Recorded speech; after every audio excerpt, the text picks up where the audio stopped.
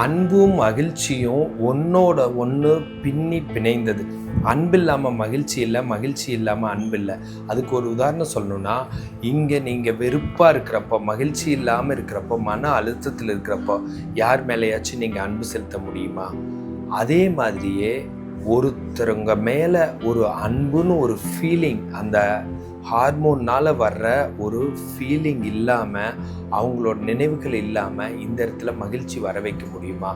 வெறும் பொருள் வாங்கிறது, வெறும் உணவு சாப்பிட்றது, வெறும் ஒரு இடங்களுக்கு போகிறது மகிழ்ச்சியை கொடுத்துருமா? நிறைய இடங்களுக்கு போகிறதே புதுசாக மக்களை மீட் பண்ணுறதுக்கு தான், மீட்டிங் நியூ பீப்புள் தான். நல்லா யோசிச்சு பாருங்கள். அன்பு தான் மகிழ்ச்சியை கொடுக்குது, மகிழ்ச்சி தான் அன்பை கொடுக்குது. ஸோ அன்பாகவும் மகிழ்ச்சியாகவும் இருந்தால் நோயற்ற வாழ்வாக ஒரு சமுதாயம் ஒரு அமைதியாக ரொம்ப நல்லா போகும். இந்த உலகமே ஒரு சொர்க்கமாக இருக்கும். நன்றி.